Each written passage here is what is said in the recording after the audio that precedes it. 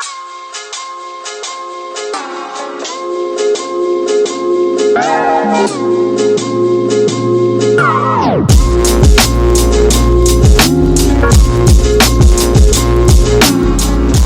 you so much for joining us today. We are so excited about the launch of Black Male Therapists. I mean, it is so long overdue, and I am overjoyed really because we get requests all the time from mothers, from daughters, from wives, they're like, hey, do you have any referrals? Do you have any referrals? Do you have any referrals? And now we're going to be like, absolutely, we have referrals. We have a list for you. So thank you for joining us to have this conversation. Thank you for supporting this mission that we have. I know that we share together, but let people know who you are, what you do, and how they can find you.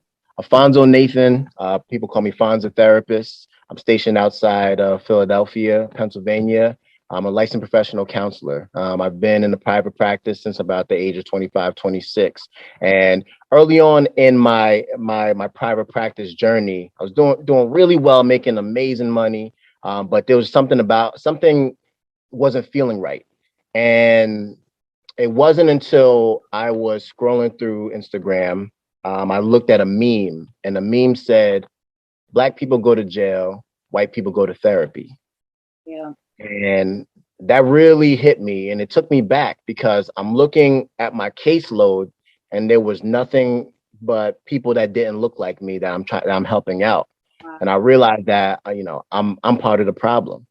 So since then, I've been trying to push so much for Black mental health, especially for our Black men, because there aren't many outlets for us, healthy outlets for us to really push the traumas that we've been dealing with for generations upon generations.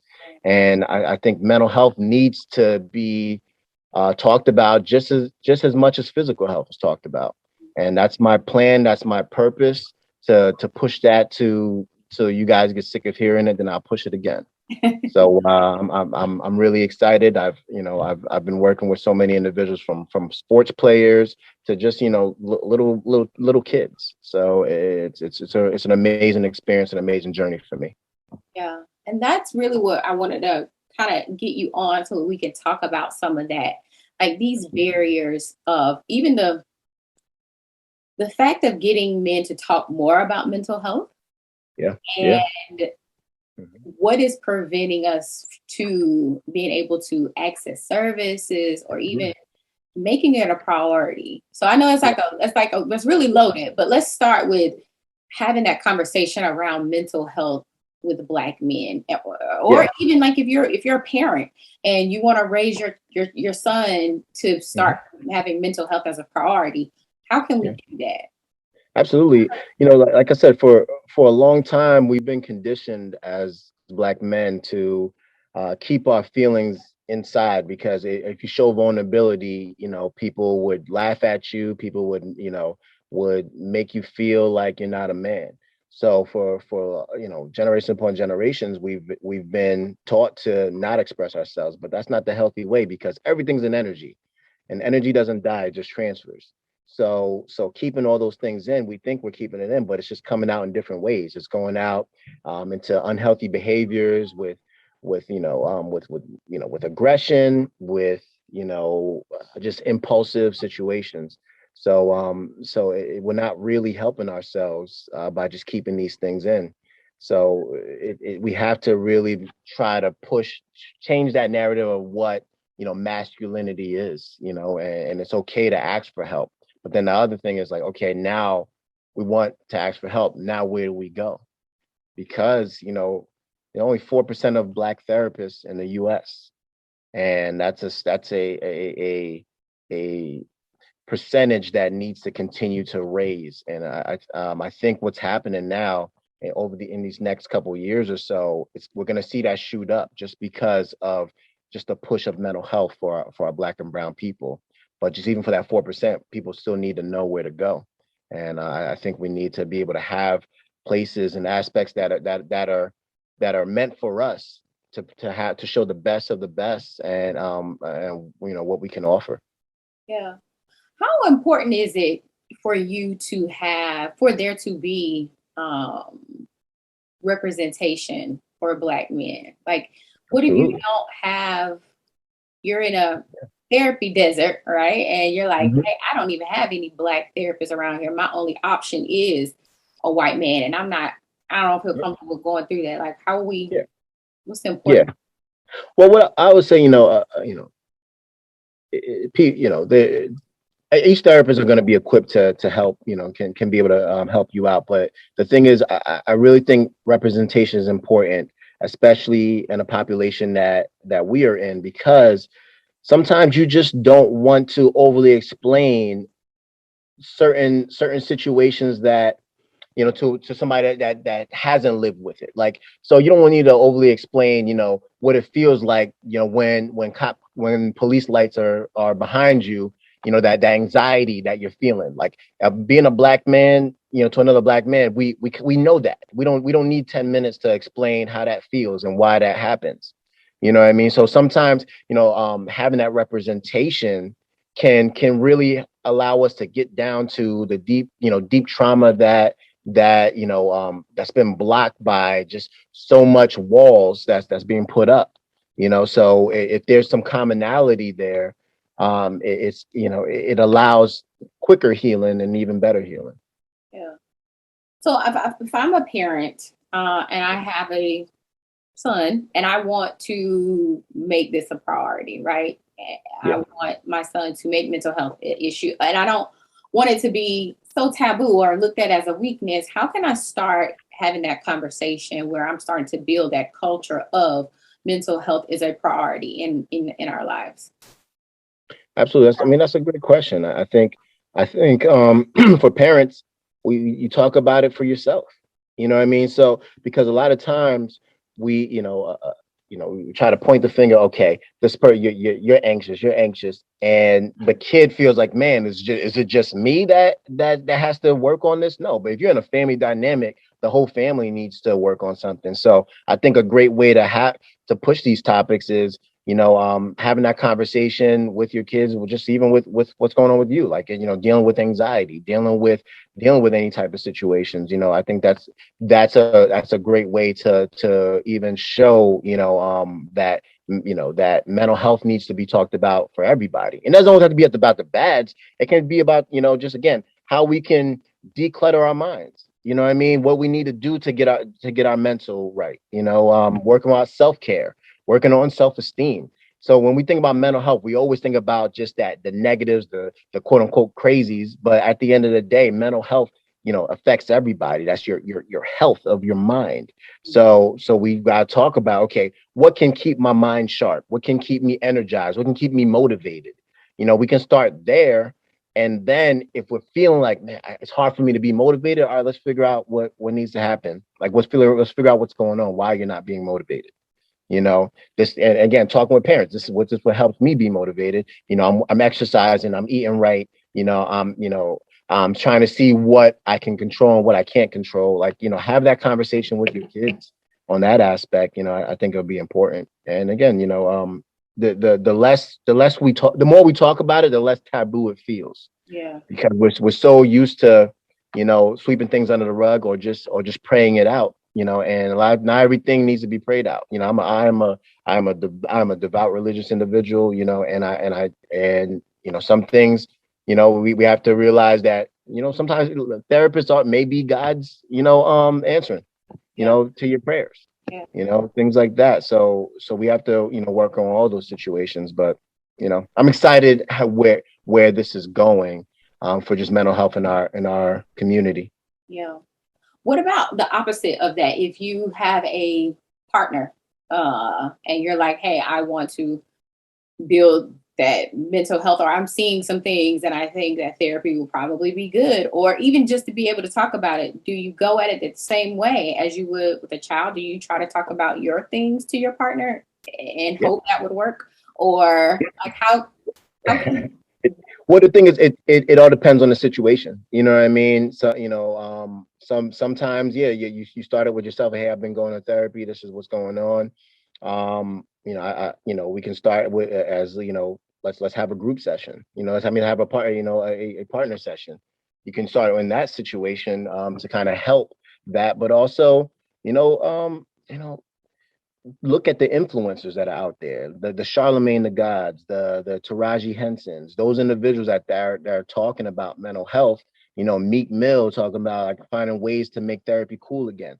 You know what I mean? So the thing is, unless you're under the rock, you know, that's the only reason you don't know about mental health. So I think as time's going on, you know, it's people are going to be interested in it. It's just about we need more of that representation that we're talking about, like letting know there is access to Black men that look like you, that you know that can be able to really just do a check in. You Yeah. know what I mean? Whenever somebody comes to me and like, hey, how can I get my boyfriend or my son to get a therapy? I'm just like, listen, let them know I just want to do a check in. You know, that's all. So allow me to do my work. You know, all I need is that first 15 minutes. You know what I mean? To just do a check in. Yeah. You know what I mean? And let them know, like, listen, it'll mean a lot to me if you can if we can just check in.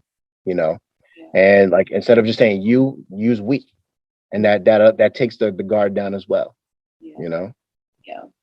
So if let's say you are a man, right? And you're like, I'm ready for therapy.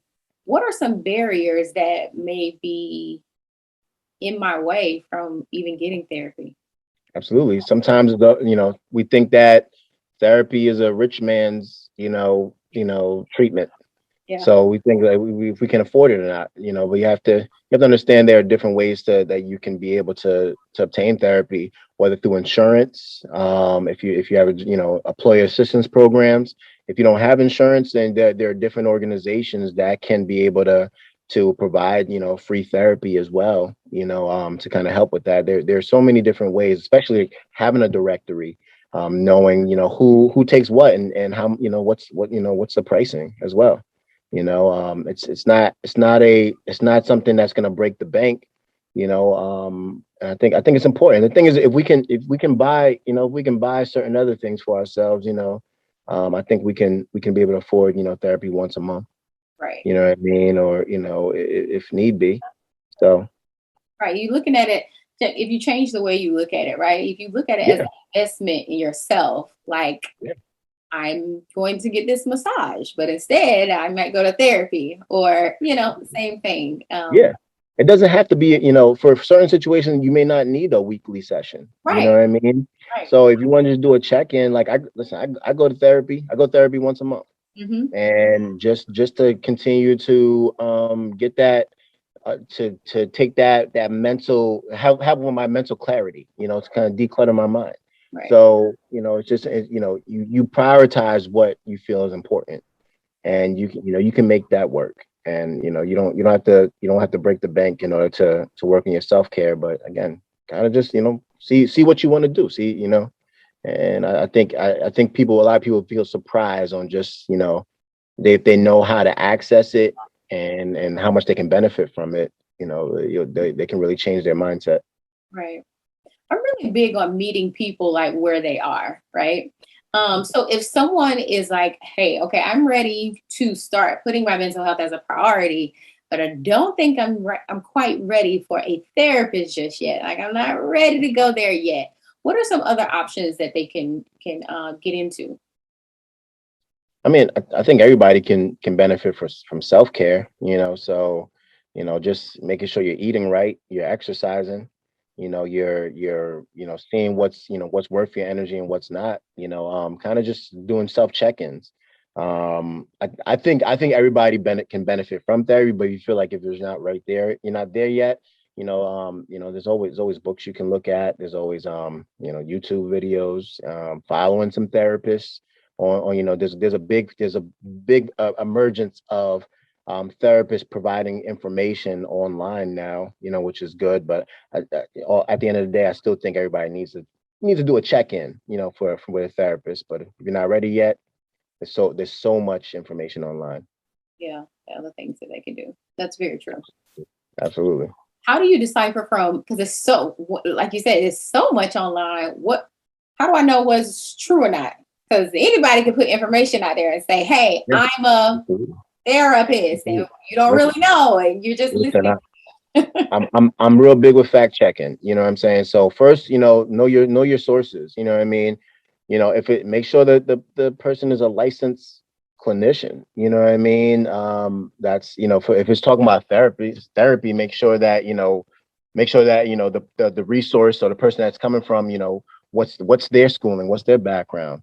There the difference of of types of individuals in the mental health field. Know the difference between a mental health advocate, a life coach, licensed therapist, a licensed psychologist, a licensed psychiatrist. Each person, they're all important to provide a healthier initiative, but each person has, a specialty, and each person has a lane. So myself, I'm a licensed therapist. I'm not going to give, medication advice to somebody because that's not my lane. So I just understand how, what you should get information from who. Yeah, yeah, yeah. That's really good. That's really good. That's the importance too of the directory. We make sure Mhm. that we vet everybody that's on the directory so that you're getting quality people, not just like Absolutely. group therapists behind their Yeah. name. Yeah, we're in a time right now that sometimes that looks like mental health can be a little trendy, Uh huh. and Uh huh. mental health is not a trend; it's a lifestyle. Absolutely. So you have to understand that who's going to help you with your lifestyle, who's going to help you push forward for a better you. You know. Yeah. Yeah. Um, for you, just for people, because I think that it's important, like you said, representation is important, and to have that connection and some of those similar experiences. How did you even get in this field or start? Um, Absolutely. yeah, thinking about Yeah. mental health. Absolutely. Well, I'm a product of intervention. I went to this boarding school for underprivileged youth called Milton Hershey School, and what it does, you know, individuals who had a hard time in their environment. Milton Hershey School, they bring these individuals in to help, just give them a second chance in life. And so I knew from then, I started then when I was in eighth grade. So I knew from then that interventions can help change people's trajectories on their lives. And then I went to college. I played football at Bloomsburg University, and I was trying to figure out what was my calling, because I'm real big with what feels right for me. I initially was a biology major, and I was going to be a pediatrician, but it wasn't fully, like, it wasn't calling, it wasn't interesting me. And then I took my first psychology class, and everything clicked, and it reminded me of just that the school, and like how those interventions really can just change people's mindsets. I've always been a great listener. I've always been emotionally intelligent. So I was able to really understand how I can be able to use my gift. And Pablo Picasso said this. He said that the meaning of life is to find your gift, but the purpose of life is to give that gift away.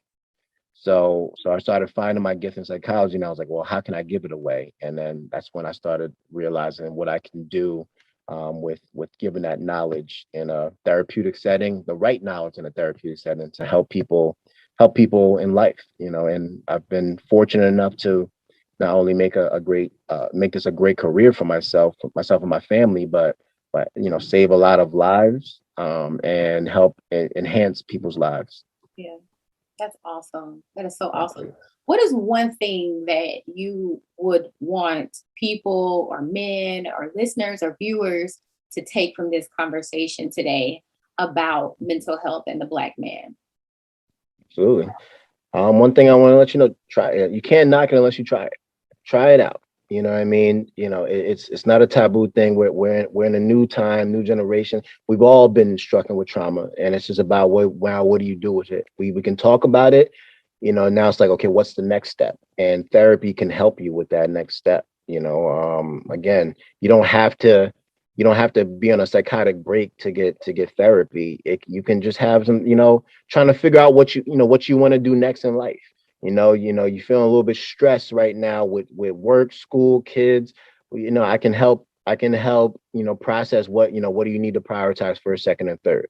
Just providing, like, I'm not, us as therapists, we're non-judgmental, and we're not gonna spread your business to the community because you'll sue us. We're legally bound to keep your secrets. Right. So you know what I mean. So a lot of times, I know we feel like we don't want to express ourselves because our vulnerability can be weaponized from people who do not who know that information. But for myself and all the therapists, we're here to help, and we want to continue to push forward and help you out and make the world a better place, right? That's so cliche, but it's real. You know what I mean?